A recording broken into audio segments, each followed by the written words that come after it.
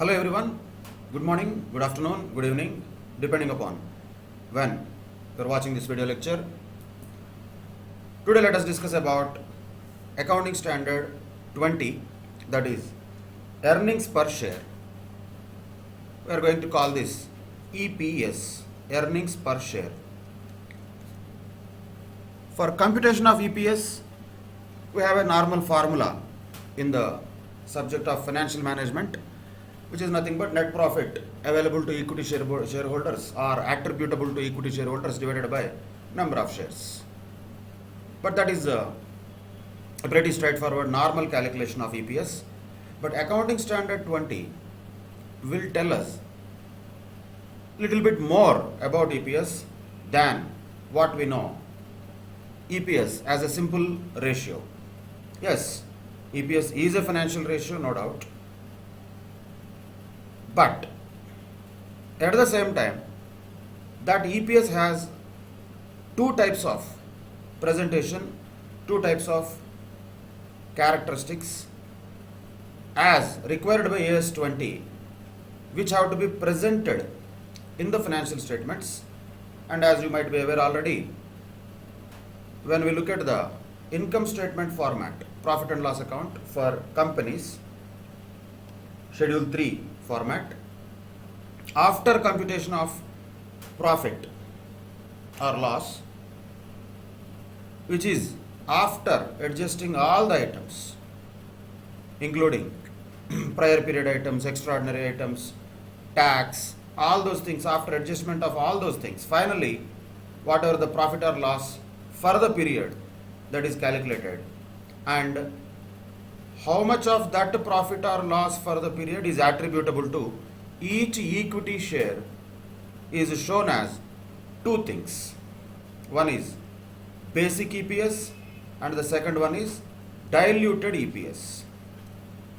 Both of them are required to be presented if there is any diluted EPS applicable also. But the companies have to disclose both.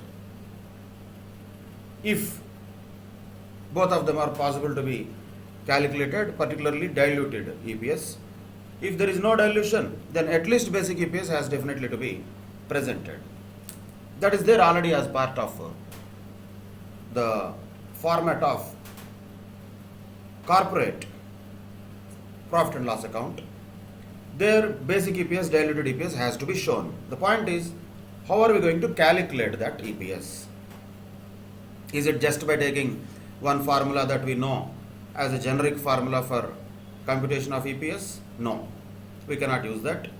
That is why we have to follow accounting standard 20, which tells us about the computational methodology of determination as well as presentation of basic and diluted EPS. So that is the objective of AS 20, we can say. It tells us about the computational methodology for the determination and presentation of both basic as well as diluted EPS. And of course it is a financial ratio, no doubt. But AS 20 tells us how to compute that financial ratio, which has to be presented in the financial statements, not a generic computation. What should be shown in the financial statements of the organization, that has to be computed definitely in accordance with AS 20. And AS 20 tells us how to compute that, and of course how to present that also, and what are the disclosure requirements anyway will be there as part of any accounting standard. AS 20 also will have those disclosure requirements. So it will have computational methodology, presentation and disclosure of basic and diluted EPS in the financial statements of the companies, also in the notes to accounts of those companies. As a general understanding, which is common also, common sense, if there is an organization preparing consolidated financial statements, then what? Then what should they do? Naturally, they have to prepare the consolidated financial statements, and EPS for the consolidated information has to be also presented. So standalone financial statements anyway will have the EPS related to that particular company. If at all there is a holding company which is consolidating the financial statements of all of its subsidiaries also, then EPS has to be presented on a consolidated basis. Means the total profit of the group has to be considered, and that has to be presented even on the basis of consolidated information. Anyway, it is not our scope particularly to compute EPS for the consolidated financial statements. Irrespective of that, that's only a presentation requirement. Computation of EPS has to be done in accordance with AS 20. And AS 20 tells us simply how to compute and present basic and diluted EPS. That is the basic objective of AS 20. Let us understand the formula for basic EPS first. Then we can move on to diluted EPS after some time. What is basic EPS? Basic earnings per share. It's a simple formula as we already know. But only thing is you have to give more attention to both the numerator and denominator, not with a generic viewpoint of computing some ratio for financial management, but from AS 20 point of view. So what is the numerator? Net profit or loss attributable to the equity shareholders. Nothing new in that. That is the same. But look at the denominator. That is important. Denominator is very important here. Numerator is normal.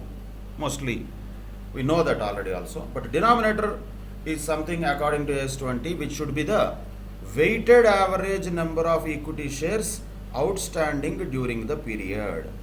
During the period. It is not the number of shares which are outstanding at the end of the period. It is the weighted average number of shares outstanding during the period. That is where the clear difference can be visible, can be observed from a normal EPS ratio that we calculate in financial management and EPS that we calculate, basic EPS according to AS 20. Numerator is the same. Numerator is net profit or loss attributable to equity shareholders. But normally, just to remember the financial management ratio, denominator we just take number of shares. Number of shares where from we get? We just take the number of shares on the balance sheet date, whatever are there outstanding. So normally for financial management point of view, we calculate EPS taking a denominator with the number of shares on a particular date. But that is not what has to be done here. Here we have to take not just the number of shares outstanding at the end of the period. We have to take the weighted average number of equity shares outstanding during the period. It is not on a date, it is during a period. So this weighted average calculation becomes very important for computation of basic EPS. Numerator is not something very special.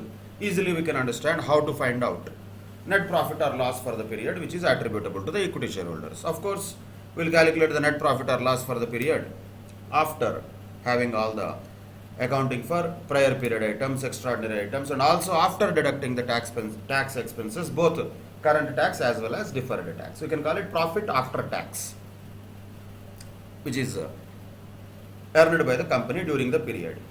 But naturally, we don't want profit after tax. We want the profit that is attributable to the equity shareholders, which means what? From that profit after tax, we have to deduct the preference dividend. And of course, if there is any dividend distribution tax on that, if at all, that also has to be deducted. So preference dividend and any attributable tax on preference dividend has to be deducted from the amount that is calculated above. Then what we get is called as profit or loss attributable to the equity shareholders. So basically to find out net profit or loss for the period, after considering the prior period items, extraordinary items, and also after deducting the current tax and deferred tax, from that you have to deduct preference dividend also. And if there is any tax expense which is attached to the preference dividend, like dividend distribution tax, which was there at least till the last year, that has to be also deducted, because that is also a kind of obligation of the company along with preference dividend. So what will be the profits attributable to the equity shareholders or available to the equity shareholders? Naturally, the profits after deducting the preference dividend and DDT attached to that. That is the computation of numerator, we can say. Of course, some attention has to be given to the nature of preference shares also. If at all the preference shares are non-cumulative preference shares, if non-cumulative preference shares are there, then dividend will be deducted only if it is provided, because the preference shares will not have the right of getting accumulated with the dividend, even though whether it is provided, paid or not paid. That is why they are non-cumulative preference shares. So if there are non-cumulative preference shares, we will deduct the preference dividend only if that is provided. However, in case of cumulative preference shares, we have to deduct that related to the dividend of current year, irrespective of whether it is provided in the accounts or not. Even if it is not provided in the accounts also, still we have to deduct the cumulative preference share dividend related to the current year, because that is an obligation of the company, legally speaking. Okay, you may say that how can the company not provide it in the accounts? It should have provided. Yes, it should have provided. What if it did not provide? Even then, that has to be deducted from the net profit or loss related to the current period after the proper adjustments. So simple point, profit or loss attributable to equity shareholders is nothing but profit after tax minus preference dividend minus dividend distribution tax on preference dividend, if any. But this preference dividend has to be deducted always if the shares are cumulative preference shares, but if the shares are non-cumulative preference shares, then this deduction of preference dividend will happen only if it is provided in the books of accounts. That's it. That is the computation of numerator, that is net profit or loss attributable to equity shareholders, which is a straightforward calculation. Mostly it will be very much clear in the question itself. But again, the most important point here is the denominator.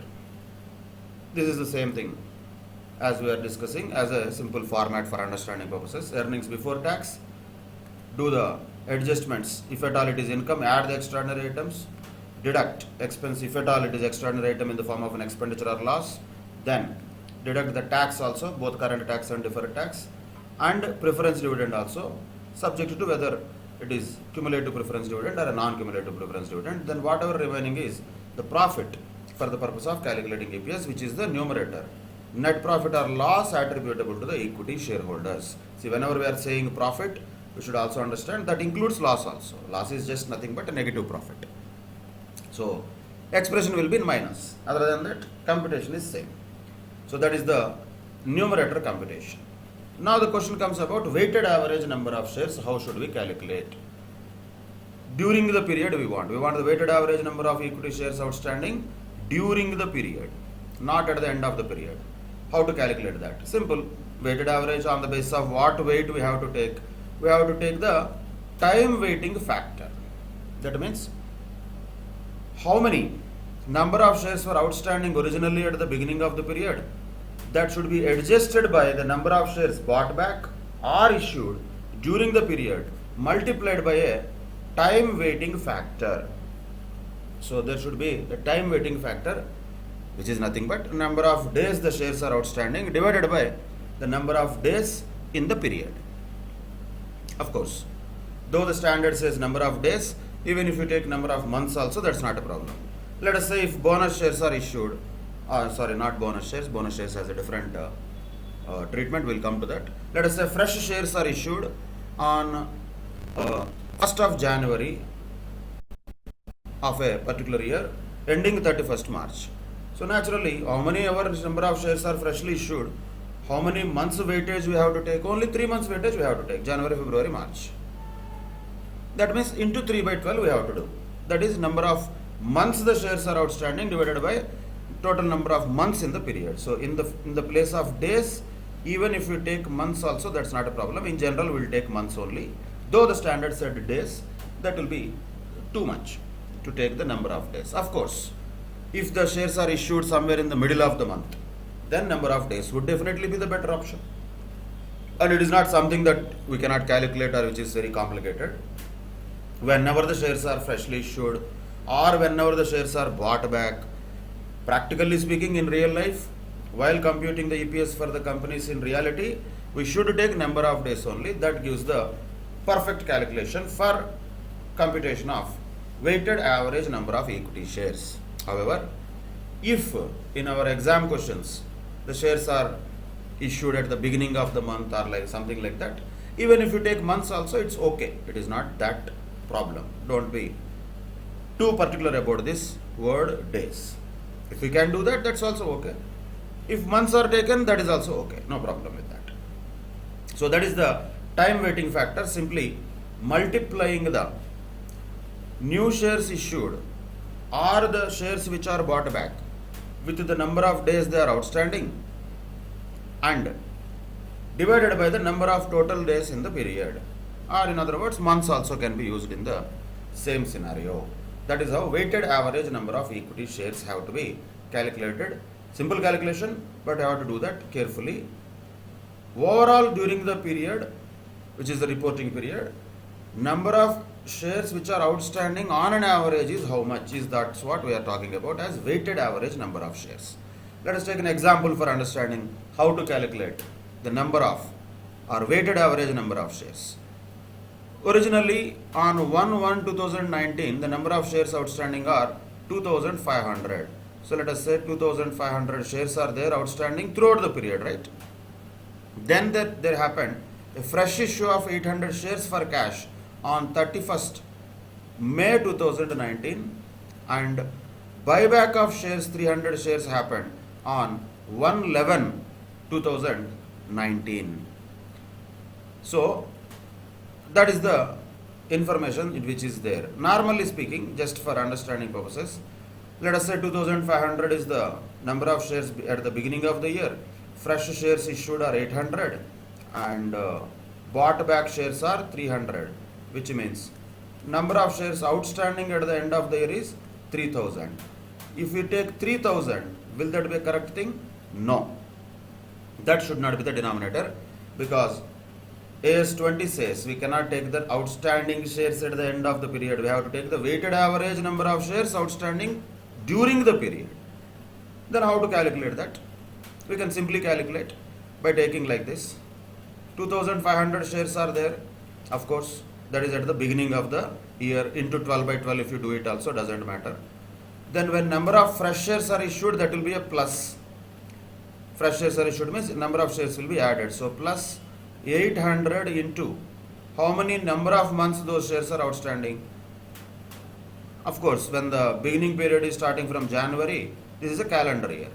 That means 7 months these shares are outstanding, because they are issued at the end of the 5th month. 7 months they are outstanding because they are fresh issue. So add that 800 into 7/12. That's what we are talking about. How to calculate weighted average number of shares? Starting with number of shares outstanding at the beginning of the period adjusted by number of shares bought back or issued during the period multiplied by a time weighting factor. It is not some great calculation that we are doing. Simple time weighting factor is nothing but here 7/12. 800 into 7/12. But because it is a fresh issue, we did add there. But if it is bought back, we will do a minus. So 300 shares are bought back and time weighting factor in that case is how much? They are bought back on which date? They are bought back on 1st of November. That means November and December, 2 months. 2/12 is the time weighting factor. Of course, you have to understand these 300 are already included in 2500. That means already those were there into 2500 into 12/12. In that already these 300 are there. Now we are only reducing that many months for which these shares are not at all there with us. That is why we are minusing it. For how many months they are not with us? 2 months. So minus 300 into 2/12. So what will be the calculation? Do it and find out the weighted average number of shares. 2500 is okay. 800 into 7/12. Then 300 into 2/12.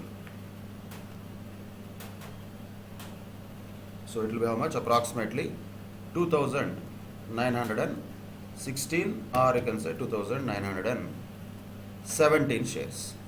That's okay. If there is a fractional shares, don't worry about it. 2916 or 2917, you can say, is the number of weighted average number of shares. So 800/12 into 7 plus 2500 minus 50. So 2916 or 2917 is the weighted average number of shares. This is one way of calculating the weighted average number of shares, which is quite easier. Also, we can calculate on an outstanding number of shares wise also. That's not a problem, because how many number of shares are actually outstanding and for how much period, that also can be taken. 2500 in the beginning of the year. They stayed like that till when? Till 5 months they stayed like that. So into 5 by 12. Keep it aside. Then the number of shares increase it to 3300 because 800 shares are freshly issued. So from there onwards, June, July, August, September, October, another 5 months, 3300 outstanding shares were there staying. So 3300 is there for another 5 months. And after that bought back 300 means they became 3000. And 3000 shares are outstanding for only November and December. And if you do the calculation, still we will get the same answer. 2500 into 5 by 12, 3300 into 5 by 12, then 3000 into 2 by 12. Add all of them. We'll get the same answer, 2916 or 2917, whatever it is. That's okay. So either way, weighted average number of shares can be calculated according to convenience. We can do that. Either method is okay. Both are not very complicated. Both are simple. But we have to give the time weighting factor to the number of shares freshly issued or the number of shares which are bought back. That's it. That is how denominator has to be calculated. But there will be so many other computational issues with the denominator. Let us also look at them. This is a simple way of calculating the weighted average number of shares. But the issues will come. The time period from which the weight has to be started to be calculated. From when or from which date we can say the shares are coming into existence. See, normally whenever there is a shares issued for cash, naturally we know that they will be starting from the date when the consideration or the cash is receivable. But other situations also might be there where we should also understand how the weight has to be considered, from which date the weight has to be considered. This was given as a theory question once. 5 marks question can be asked like this. Left side is the question, right side is the answer. That's what exactly you have to write, not according to our whims and fancies. Same words have to be used. 5 marks, full marks can be obtained. So this was a given question already. So remember these things carefully. From which date the weight has to be considered? If the shares are issued in exchange of cash, then the weight has to be started to be calculated from the date of cash receivable. That is the date from which the weight has to be considered from, when the cash becomes receivable. On the other side, if the equity shares are issued against the conversion of a debt instrument, something like conversion of debentures into equity shares, from which date we should calculate the weight for those equity shares? From the date of conversion. Let us say, if the equity shares are issued against interest, imagine we are supposed to pay some interest to the bank, we don't have cash or something like that. So what we said, instead of giving them money, we issued some shares against interest. Issued shares, that is fine. In all cases, shares are issued, that is guaranteed. Why we are issuing? Purpose is different. In the first case, it was for cash. Then, date of cash receivable will be the date from which the weight has to be calculated. In the second case, it was conversion. So naturally, the date of conversion is the date from which the weight has to be calculated. If the shares are issued against interest, then the date when the interest ceases to accrue will be the date from which the weight has to be calculated. Exact words have to be used. If the shares are issued against interest, what is the date from which the weight has to be calculated? The date when the interest ceases to accrue. That means our obligation is fulfilled towards that interest. Then only we can start counting the weight for those equity shares which are issued against interest or in lieu of interest. Then, what about the equity share is issued in exchange for the settlement of a liability? Same thing. When we have some amount to be paid, let us say, to one of our creditors, big amount is there, we don't have cash, or whatever the reasons it may be. Reasons only example wise I am telling. Imagine we are issuing shares to them instead of giving them money. Then, from which date the weight has to be calculated? Naturally, the date on which the settlement becomes effective. You should not just write when the settlement happens, when the interest happens, when the conversion happens, when the cash happens. No, not like that. Words are important. When we say cash, we have to say the date of cash receivable. When we say conversion, that's okay, date of conversion. When we say interest, interest when it ceases to accrue, that is the same word you have to write. When there is a settlement of a liability, we have to exactly write when the settlement becomes effective, when the settlement is made, when the settlement happens. No, those are not the words which will give you marks. When the settlement becomes effective, that is the word you have to write. For this question, particularly you have to remember these words also. Those only the words are to be reproduced in the examination if that question is given. It was given earlier in the examinations. There is no reason why it cannot be given again. So every possibility is there. There can be a theory question on this. Remember these items very carefully. Logic is easier, nothing great, but words you have to remember. Then, equity shares issued in consideration of acquisition of assets other than cash. So we purchased an asset, let us say, and we issued shares instead of cash.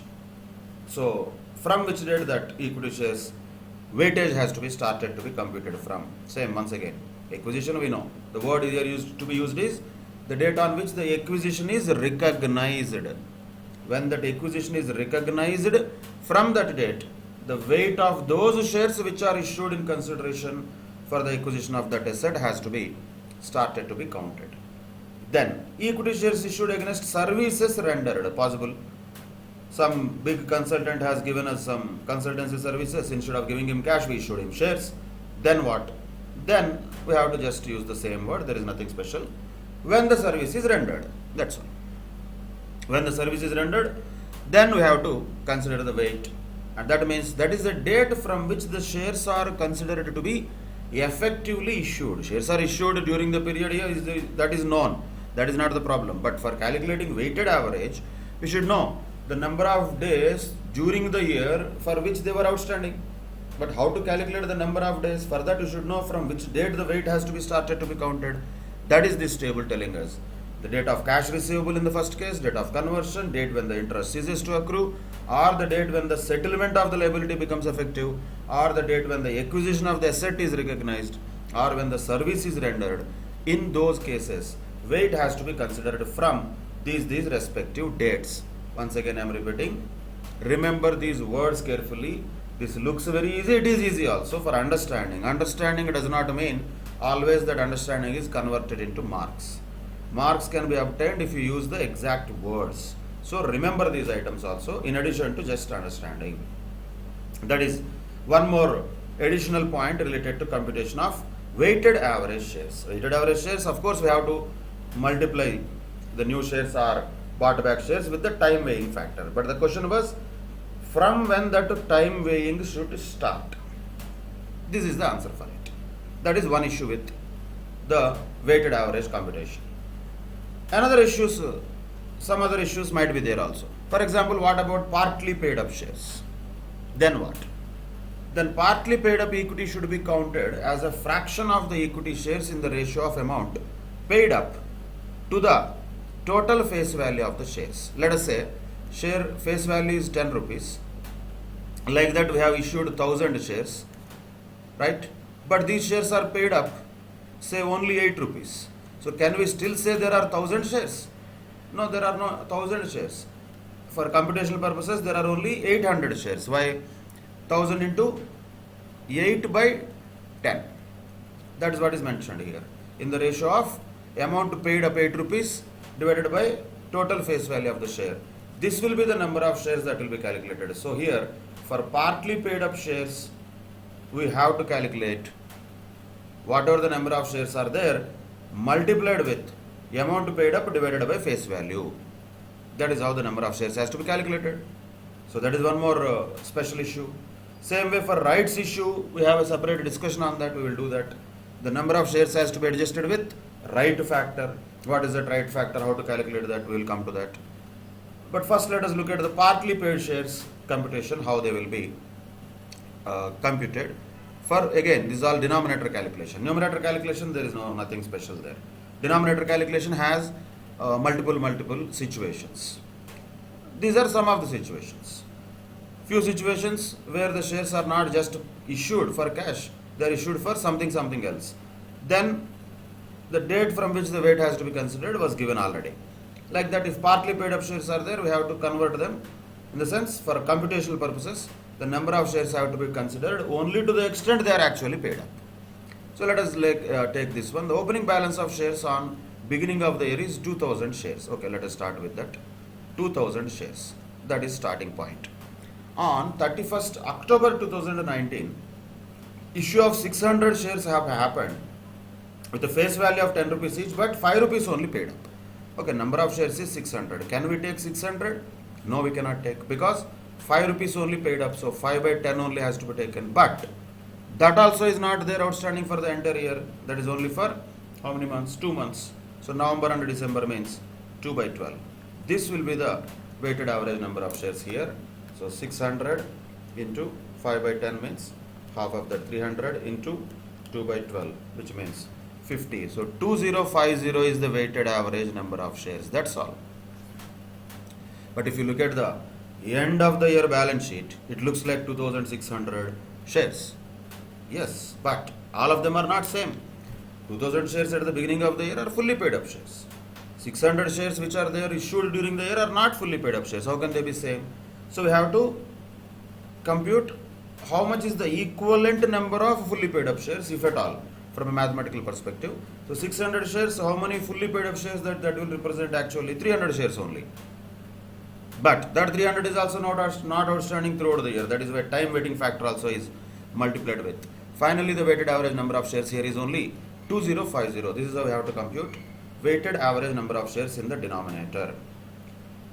Let us take another example also for understanding. Again, at the beginning of the year, 2 lakh equity shares of 10 rupees each fully paid up are there. So 2 lakhs is the number of shares at the beginning of the year. That's fine. That is there throughout the year naturally. There is no problem with that. Keep it aside. Then, on 30th June 2019, fresh issue of 2 lakhs equity shares of 5 rupees each fully paid up is issued. So here, original shares are 10 rupees each fully paid up. These are 5 rupees each fully paid up. So there are two categories of shares here. So naturally, we have to convert the 5 rupees shares into 10 rupees shares. In other words, if 2 lakhs equity shares of 5 rupees are issued, how much will be the equivalent number of shares of 10 rupees? That will be 1 lakh shares. Because 2 lakhs into 5 by 10, once again, 1 lakh shares. But multiplied with time weighting factor, because they are issued exactly at the middle of the year, 6 by 12 we can say. After the 30th of June they have issued exactly. So answer will be 2,50,000 is the weighted average number of shares, not 2,20,000 or not 4 lakhs, not 3 lakhs also. It is 2,50,000. That is the weighted average number of shares. Of course, the number of shares we are talking about 2,50,000 are 10 rupees shares. So when there are two or three or more than one category of shares are there, we have to bring all of them to one category. Ideally, it is better to bring to the bigger denomination category. Of course, there is no rule like that, but better to do that. So in this case, 2 lakh shares of 5 rupees means, which are fully paid, but equivalent number of 10 rupees shares will be how many? That will be 1 lakh.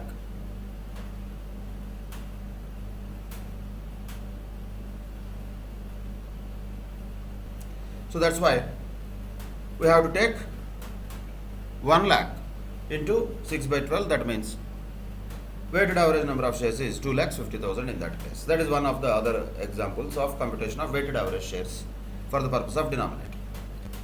Now there are multiple other situations also. These all can be asked as theory questions, possibly. Equity shares issued in accordance with amalgamation by way of merger.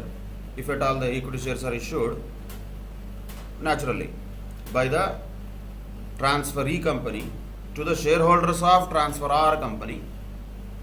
If that amalgamation is by way of merger, then from which date we have to calculate the weight. If the merger is the way, or merger is the type of amalgamation, then the shares are included in the calculation of weighted average from the beginning of the year. So even though they are even issued at the almost end of the year also, still computation of weightage for those types of shares will have to happen from the beginning of the year. Even if the shares are issued in November also, for example, still we have to consider as if they were issued from the beginning of the reporting period. That is a very important point. When is that? If the shares are issued by virtue of an amalgamation in the nature of merger. If shares are issued by way of amalgamation in the nature of purchase, that is different. In case the shares are issued by way of amalgamation in the nature of purchase, then they have to be included in the weighted average from the date of acquisition, not from the beginning of the year. So if it is a purchase, the shares have to be included in the weight only from the date of acquisition. That means real date when the shares are actually issued. So in case of purchase, date of acquisition is the date from which the weight has to be calculated. In case of merger, the weight should be calculated from the beginning of the year. And also one more point here is bonus shares. Even for bonus shares also, the weight has to be calculated from the beginning of the reporting period. So if the bonus shares are issued even in the middle of the period also, weighted average computation should happen for those bonus shares from the beginning of the period only. So in case of merger, shares issued by virtue of amalgamation in the nature of merger, and also shares issued by way of bonus shares, for both of them, weight has to be calculated from the beginning of the year, not from the date when they are actually issued or allotted. In case of purchase, there is no difference. On the date of actual acquisition, the weight will start to be calculated. These are the various scenarios under which the weight has to be calculated in a different way. Normally, when the shares are issued for cash or for normal public issue type situation, there is no big deal. We can directly understand what is the number of days of issue or outstanding for which the shares are outstanding during the period. But in variety cases, what if the shares are issued in lieu of an asset? What if the shares are issued in lieu of a settlement of liability? What if the shares are issued in lieu of interest? What if the shares are issued by way of amalgamation of merger? What if the shares are issued by way of amalgamation of purchase? What if the shares are issued as bonus shares? What if the shares are partly paid? What if the shares are different classes? All of them are different situations where the weighted average has to be calculated carefully using the provisions as mentioned in Accounting Standard 20. These are the very strict points related to AS 20. We have to apply them if asked in the examination questions. Let us apply one of those things in this example, particularly related to bonus issue. So net profit for the year 2017 was 60 lakhs rupees. That is the net profit already given. Naturally, that is the numerator. And the denominator for computation of that, the number of equity shares outstanding until 30th September was 20 lakhs. And on 1st October 2017, 2 equity shares for each equity share outstanding were issued.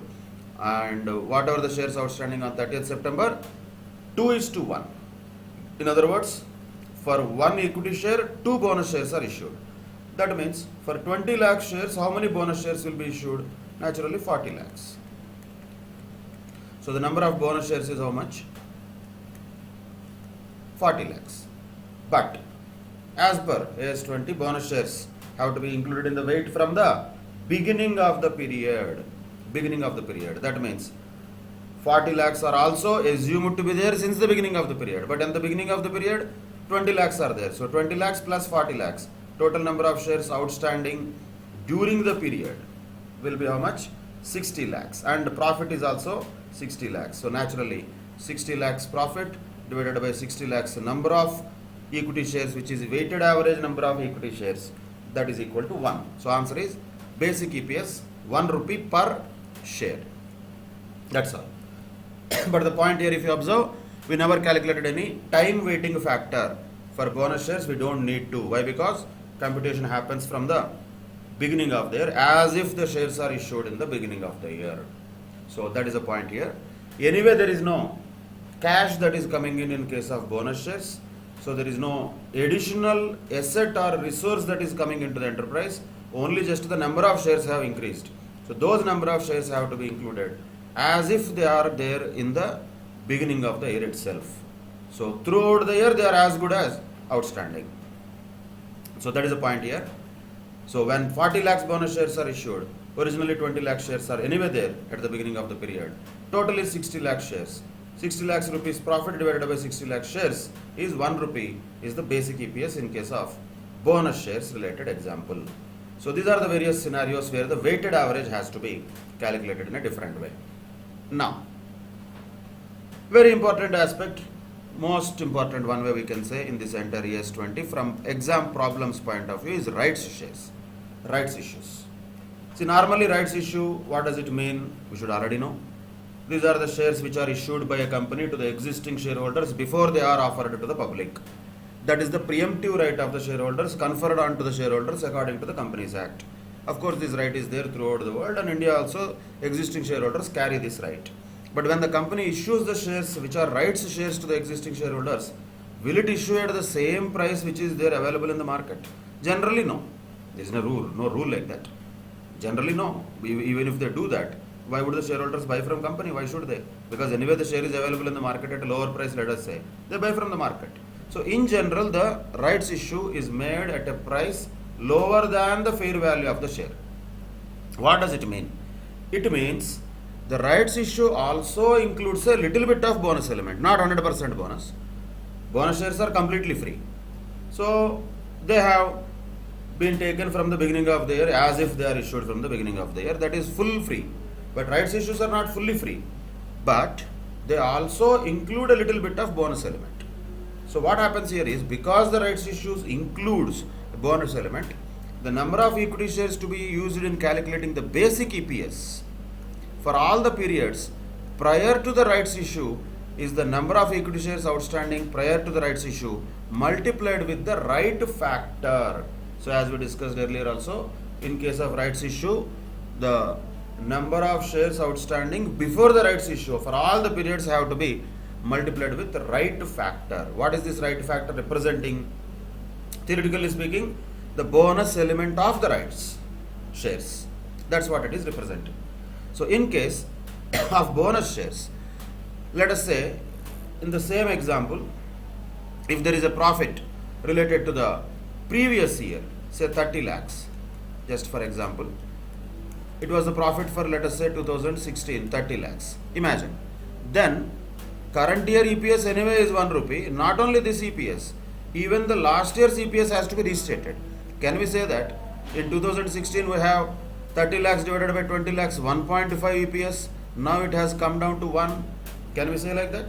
No, that is not comparable, because in the last year denominator was 20 lakhs, in the current year denominator was 60 lakhs while computation. So last year, current year comparison, because naturally both of them will be given in the financial statements. For the comparative purposes, last year's EPS also has to be restated for bonus shares, right shares, any other things like that. How to restate that? Using the total number of shares as if once again those were there even in the last year. So 30 lakhs is the profit divided by 60 lakhs including bonus shares. That means the last year EPS is 0.5, current year EPS is 1.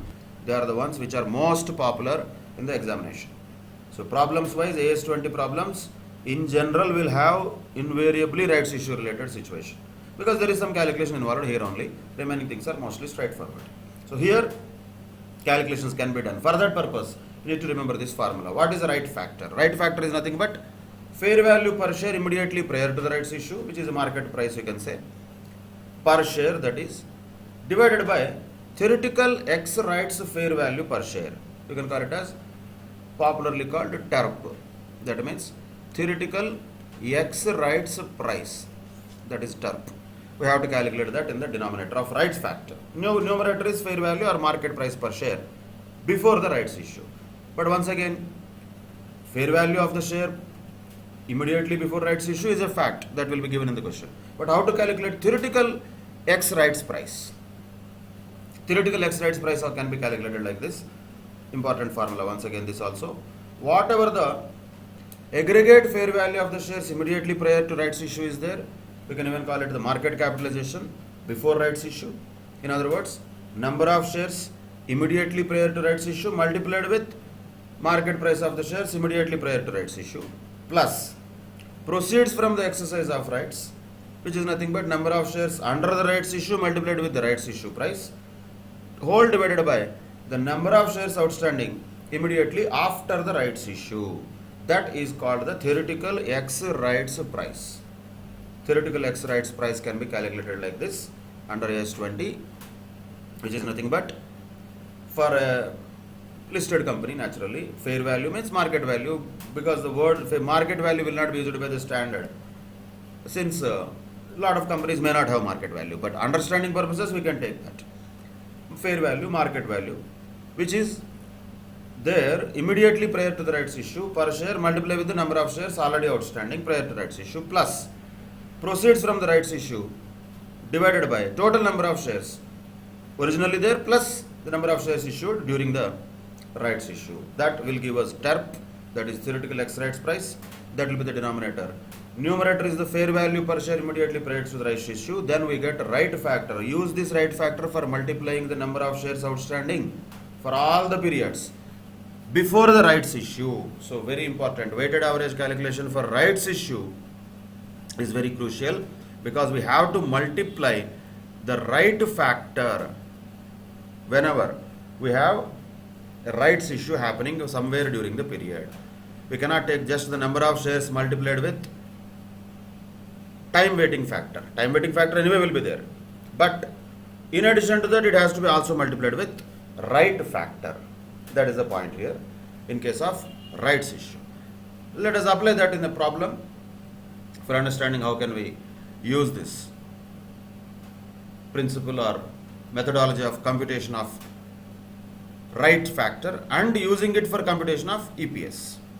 So first of all, net profit for 2016 is given as 11 lakhs, which is a year which is prior to the current reporting period. So let us say that is last year, and current year reporting period is 15 lakhs. This is the profit for the current year, that is 2017. Okay, fine. These are just numerators, not a problem. Directly we can take them, no calculation involved there. But main calculation will be denominator always. The number of shares outstanding prior to the rights issue is 5 lakh shares. Right issue price is 15 rupees. Last date to exercise the rights was 1st March 2017. And when the words are used year 2016, year 2017, we have to understand that was a calendar year. If it was a financial year, it would have been given 2015, 16, 16, 17 like that. So from that, we have to understand that, infer that. So 1st March 2017 is the last day to exercise the rights. Rights issue is 1 new share for each 5 outstanding. So 5 lakh shares are already outstanding. So naturally the number of shares under rights issue is how much? 1 lakh new shares. It's not necessarily to be given, but it is given also. 1 for 5. 5 lakhs already outstanding means new rights shares are 1 lakh. Fair value of an equity share immediately prior to the exercise of rights on the 1st March of 2017 was 21. Compute the basic earnings per share. Perfect question. These type of questions were so many times asked in the examinations for 5 months. But you have to once again present it well with the formula and then substitution and then going step by step. First of all, whatever the formula for rights factor is, first you should write that. Let us say, what is the formula for rights factor? Let us say fair value prior to rights issue divided by theoretical X rights price. Okay, then theoretical X rights price is equal to what? Market capitalization prior to rights issue plus rights issue proceeds divided by total number of shares originally plus right shares also. Substitute it for the computation of theoretical X rights price. 5 lakh shares are there outstanding prior to rights issue. 5 lakhs into what was the fair value of the shares prior to rights issue? 21 rupees. 5 lakhs into 21 rupees is the market capitalization. By the time rights gets, nothing is there, only just prior to rights issue. So 5 lakhs into 21 was the market capitalization, you can say. So that will be 1 crore 5 lakhs rupees. Plus rights issue proceeds 1 lakh new shares, and what is going to be the rights issue proceeds? Rights issue price is 15 rupees. So 1 lakh into 15, 15 lakhs. Divided by total number of shares after the rights issue. So after the rights issue, 5 lakhs plus 1 lakh means 6 lakhs is the denominator. 5 lakhs original plus rights shares 1 lakh, total 6 lakhs. That's it. We get theoretical X rights price. So 1 crore 5 lakhs plus 15 lakhs divided by 6 lakhs. How much is that? Theoretical X rights price is 20 rupees. That is first what we have to calculate. But then substitute it in the right factor. Fair value 21, which is given already. That is the fair value before rights issue, 21 rupees, divided by theoretical X rights price, already what we calculated is 20. So 21 divided by 20 will be how much? 1.05. That is the right factor. That is the right factor we are talking about. Okay, right factor calculated, so what? That will be used for calculating the number of shares during the period while calculating the weighted average number of shares. Of course, first let us compute for the current period. What is going to be the weighted average number of equity shares during the period? First of all, initially at the beginning of the period, there are only 5 lakh shares. That is clear, isn't it? 5 lakh shares are there. That is for initial period prior to the rights issue. But like that, how many months only those are there? Those are there only for 2 months, January and February, because 1st March rights shares are issued. 5 lakh shares are outstanding only for 2 months. So time waiting factor is 2 months for them. Now, because it is prior to rights issue, it should be also multiplied with the right factor. That is the purpose of right factor. So right factor exactly you should understand. The number of equity shares to be used in calculating the basic EPS for all periods prior to the rights issue is the number of equity shares outstanding prior to the issue multiplied by the right factor. So here, prior to the rights issue, 2 months is there in the current period. So 2 by 12 into 5 lakhs into 1.05. That will be the number of shares prior to the rights issue multiplied with right factor and time weighing factor also, which means 87,500. After that, how many number of shares will be there for the remaining period of 10 months? 6 lakh shares are there. After the rights issue, already 1 lakh new shares are added. So 6 lakhs into how many months are remaining? 10 by 12. That will be 5 lakhs.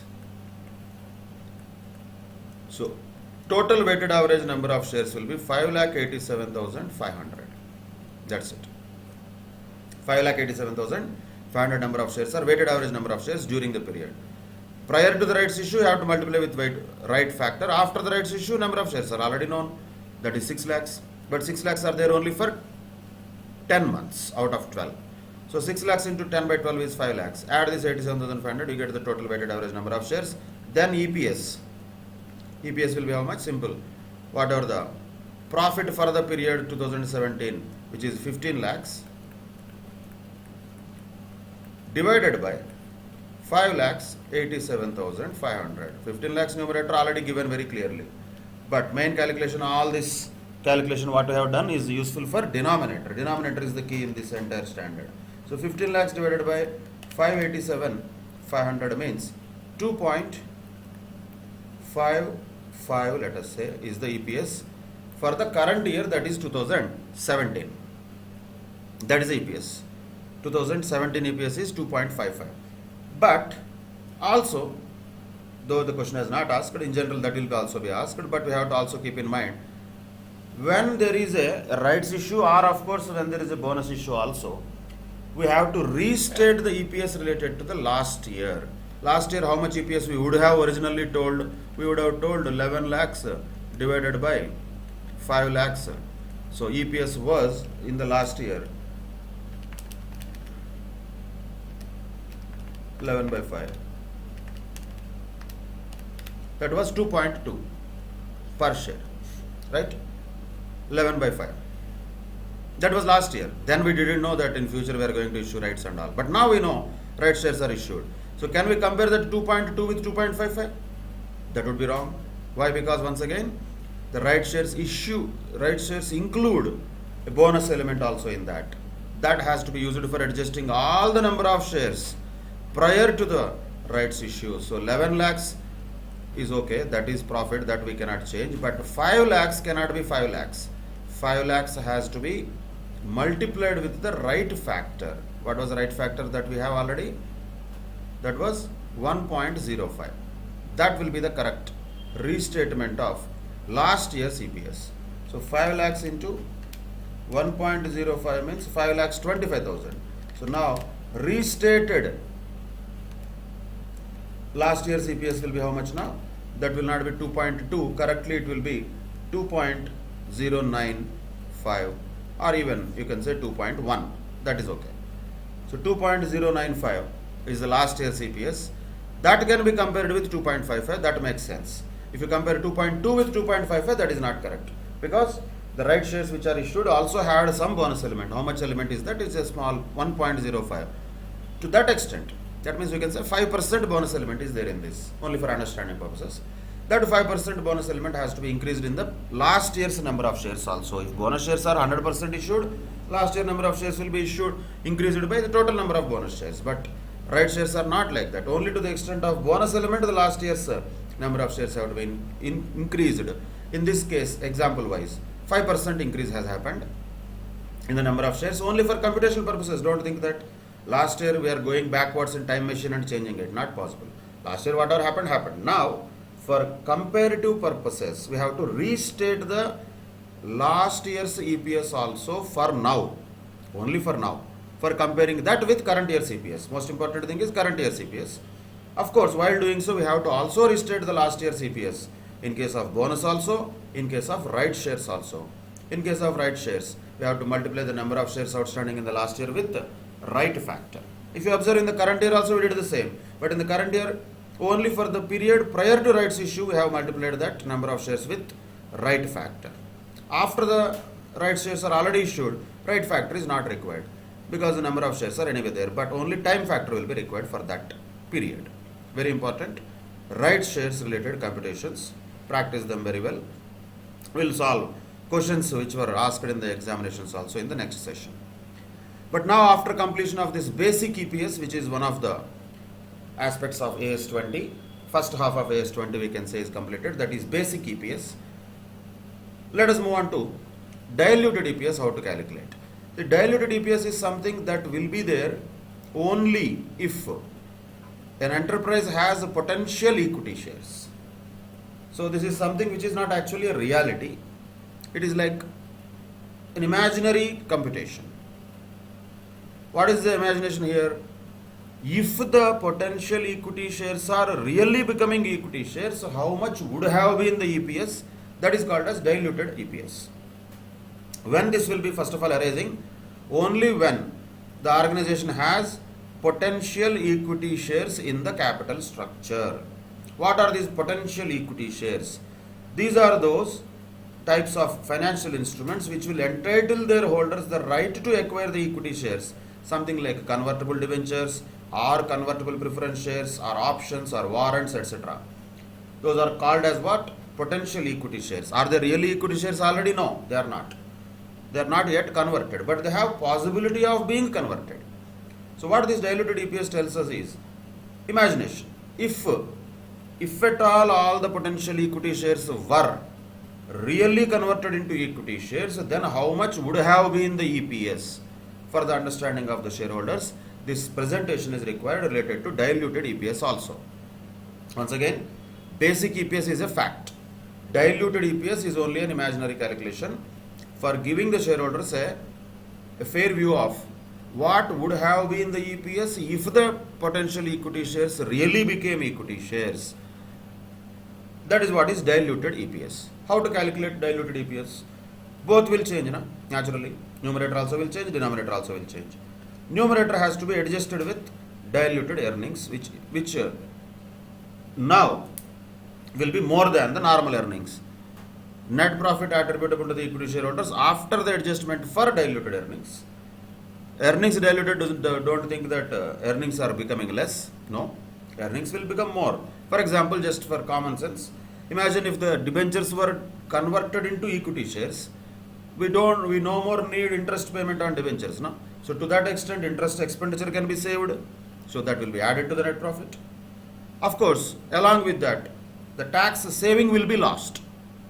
So we can say the interest expenditure that can be saved net of tax is something that will increase the profit that is attributable to the equity shareholders, because if those debentures were already converted into equity shares. We don't need to pay interest anymore. Same way, preference dividend, if it all the convertible preference shares were converted, if is a very important word here in diluted EPS.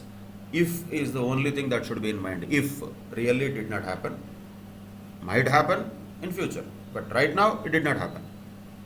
If there are already really equity shares, why would we call them potential equity shares? If somebody is already something, why would you call him a potential? If you all of you who are listening, CA students, if you are already chartered accountants, why will call you as CA students? You will be called chartered accountants only. But you are potential chartered accountants. With good effort and all, you might become chartered accountants. So you are potential chartered accountants, we can say. But we cannot call you chartered accountants because you did not complete yet. In future you might, yes. Same way, potential equity shares are not equity shares. They are not already equity shares, but they have a potential of becoming equity shares, like convertible debentures, preference shares, options, warrants, etc. If those potential equity shares are really converted into equity shares, how much saving can be made? Saving could be in the form of interest, saving could be in the form of preference dividend, but of course net of tax. That has to be adjusted in the numerator, divided by average number of weighted equity shares outstanding after the conversion of dilutive potential equity shares.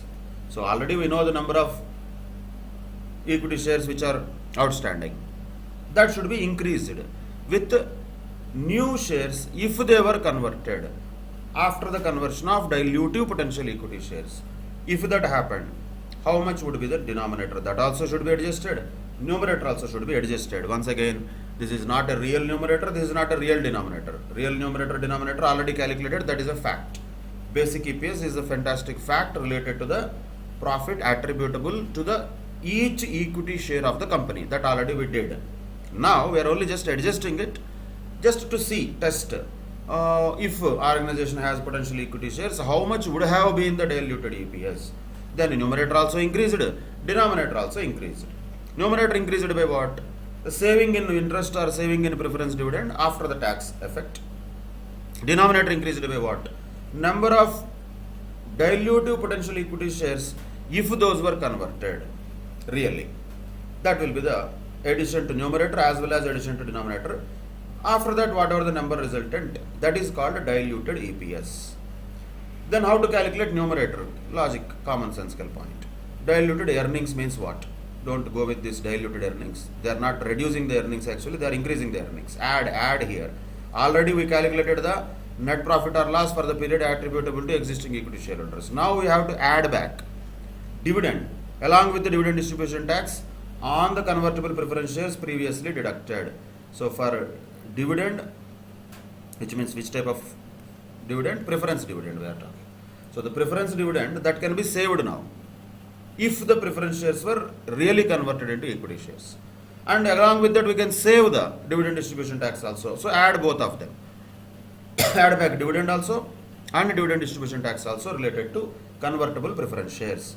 Not only that, if there are convertible debentures or convertible debt, then add back interest. Net of tax effect. Here it is not both interest and tax, both are not added. Interest is added, tax is deducted. Why? Because interest comes with a tax benefit. If that interest you are saving, on the other side same time you are also losing that tax benefit. So that is why interest net of tax effect has to be added back to the normal profit that is anyway there in the numerator while we computed basic EPS.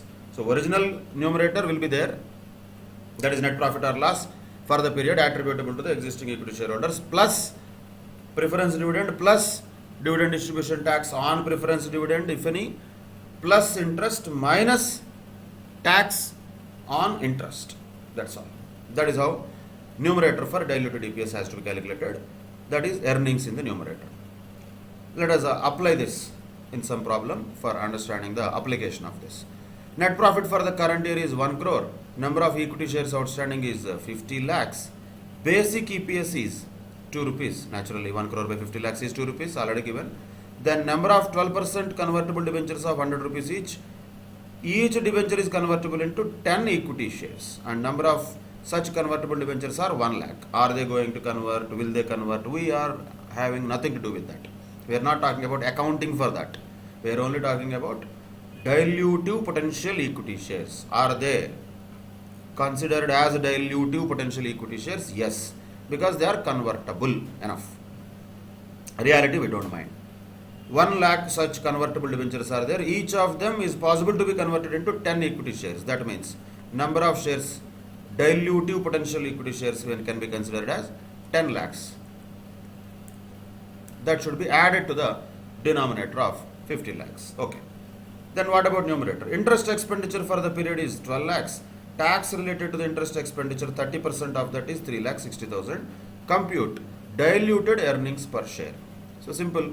First of all, we should calculate numerator, which starts with the original amount of 50 lakhs, which is the, net profit is 1 crore, no? Not 50 lakhs. 50 lakhs is the number of shares. Okay, let us take number of shares. So number of shares wise, 50 lakhs is the denominator. Add 10 lakhs now if the dilution actually happened. So total number of shares would be 60 lakhs. This is the denominator first. 50 lakhs plus 10 lakhs. 60 lakhs could be the total number of shares if the conversion of debentures happens or happened, if, not really, but if. So 60 lakhs is denominator. First we calculated denominator. Then let us calculate numerator. Numerator is what? Originally we have 1 crore profit which is attributable to the equity shareholders. That is the profit for the current period. Now you can save 12 lakhs rupees interest. So to that extent profit will increase. Add 12 lakhs. But you are losing a tax benefit of 3,60,000 on that interest. So that has to be deducted. So 1 crore plus 12 lakhs minus 3,60,000. So what is the dilutive earnings we can call? 1 crore 8 lakhs 40,000. That's all. You have the numerator also and you have the denominator also. Calculate diluted earnings per share. So 1 crore 8 lakhs 40,000 divided by 60 lakhs.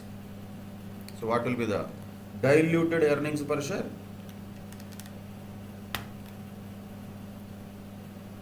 $1.81 approximately. That is the diluted earnings per share. Basic earnings per share was 2 rupees. Diluted earnings per share naturally will be less than that. That is 1.81 only. So if the entire debentures were converted, the EPS would have been only 1.81, only for indicative purposes. But it is important. It is not some choice. If there is any such thing like potential dilutive equity shares in the capital structure of an organization, they have to report diluted EPS also for the purpose of presentation in their financial statements, so that the shareholders and the users of financial statements can understand to what extent the normal EPS could have been diluted had the entire potential equity shares have really become equity shares. That is called diluted EPS. Numerator has to be increased also, denominator has to be increased also. Then we can find out diluted EPS. That is the other side of EPS. One is basic EPS, second one is diluted EPS. Now there can be another type of questions, rare but yes, those were also asked, related to options or any other share purchase arrangements. Are they dilutive? Yes, they are also dilutive. When they would be dilutive? They would be dilutive if the issue happens for less than fair value, which will naturally be the case. For example, ESOP shares are issued. Are they going to be issued at fair value? No, in general not. They are going to be issued for less than fair value. Then, how much is the amount of dilution in that case? That is what? The fair value less the issue price. To that extent, the dilution is there. To that extent, we have to calculate the number of potential dilutive shares. Once again, really if they got converted, ESOPs are actually taken up by the by the employees, they become equity shares only. We are not talking about that. We are having an option which is open. So employees may take it, may not take it, that we don't know. That's one of the examples. Like that, any other share purchase arrangements could be there, where the other party has an option to buy the shares of our company at a price which is lower than fair value. If that is the case, to the extent the actual price is less than fair value, that will dilute the earnings per share, earnings are not going to change because of that. Why? Because just because you are issuing some new shares to employees, you cannot exactly match any additional earnings because of that. You may say productivity will increase, they will work efficiently, they will be motivated. All these things can be just told as general speeches, but can you quantify that? No, not possible. In case of other things like debentures or preference shares, convertible, we know how much is the saving that the company can make if those convertible instruments are really converted. Here there is nothing like that. So money wise, numerator is not going to change. Only point is denominator is going to change. That will be increased naturally to the extent of the difference between fair value and issue price. That's it. That is one of the points to be noted in case of options. Of course, there may be some other situations where there are going to be issued at average fair value during the entire period. If that is the case, then there is no problem. They are neither dilutive, then there are nor anti-dilutive. That means we just can ignore them in the computation of diluted earnings. If there are potential, once again, whenever we are using the word dilutive, we have to only think not real, potential equity shares which could be issued in future at average fair value of that period. That means they are neither dilutive nor anti-dilutive. That can be ignored. That is another scenario because there is nothing for us to do that cannot be tested in the problems. Theory question, yes, possible. They should be ignored if such a case is given because they are not diluting anything. Because they are going to be issued at an average fair value only. There is no issue price less than being fair value situation in that case. Also, there is another point. There may be a contract to issue the remaining equity shares for no consideration. That is also possible. Then they will not have any proceeds, so they will not have any impact on the net profit attributable to the equity shareholders, no doubt.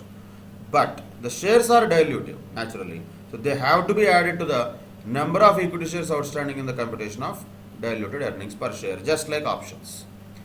If at all, free shares are going to be issued. There is a contract, let us say an agreement with somebody in future.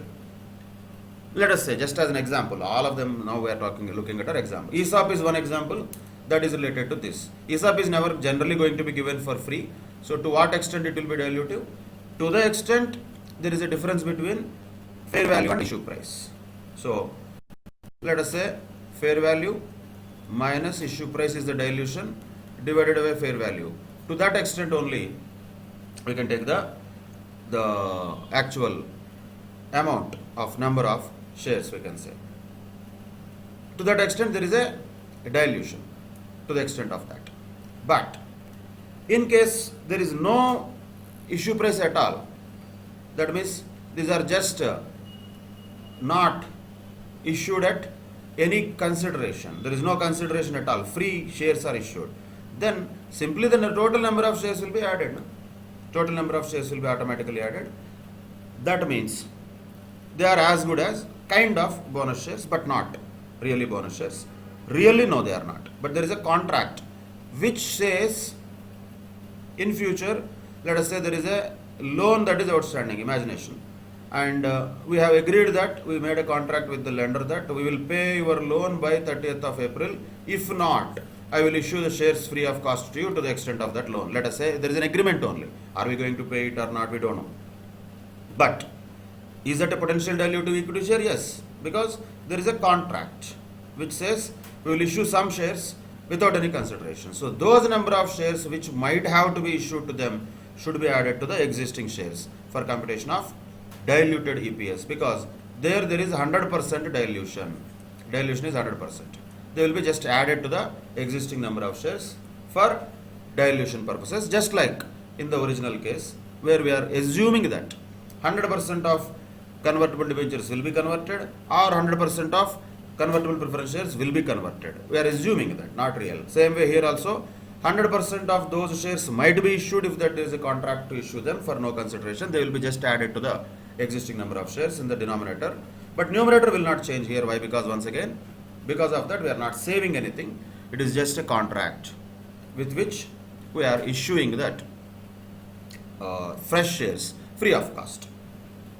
Imagine if you are issuing at an average fair value, then there is no dilution. Imagine if you are issuing at a price which is less than fair value, then there is dilution to the extent of difference between issue price and fair value. Let us understand and apply this concept also. Net profit for the year 2017 is is 12 lakhs. A weighted average number of equity shares outstanding is 5 lakhs. See, simply speaking, basic EPS is normally how much? Normal basic EPS is there. 12 lakhs is there. Net profit, weighted average number of shares is 5 lakhs. Which means basic EPS is 2.4, which is there. But what is the average fair value of one equity share during this year, 2017? That is 20 rupees. That is a fair value. But weighted average number of shares under option means they are dilutive potential equity shares. Not really they have become equity shares. Like that there are 1 lakh shares. Exercise price for the options, exercise price possible for the options is 15 rupees. Okay. So to what extent there will be a dilution? That is what is the point here. Original number of shares are 5 lakhs. Original number of shares are anyway there 5 lakhs. Now you can add the number of shares that will be really getting diluted. How can we calculate that? Of course, the number of shares which are possible under the option is 1 lakh. But are they entirely going to be dilutive? No, because they are not issued free. They are issued for a price, but less than fair value. So to what extent they will be dilutive? As we discussed earlier, difference between fair value and issue price or exercise price divided by fair value. So 20 minus 15, 5 divided by fair value is 20. So to what extent they are dilutive is to the extent of this. So 5 by 20 into 1 lakh means basically 25,000 shares. They should be added to original 5 lakhs. So now the dilutive shares will be 5 lakh 25,000. Because of this, is there any change in numerator? No change in numerator. So 12 lakhs is 12 lakhs. But what is diluted EPS now? 12 lakhs divided by 5 lakhs 25,000. So that will be 2.29 we can say. 2.29 is the diluted EPS. Earlier the EPS, basic EPS was 2.4. Now the diluted EPS is 2.29 approximately.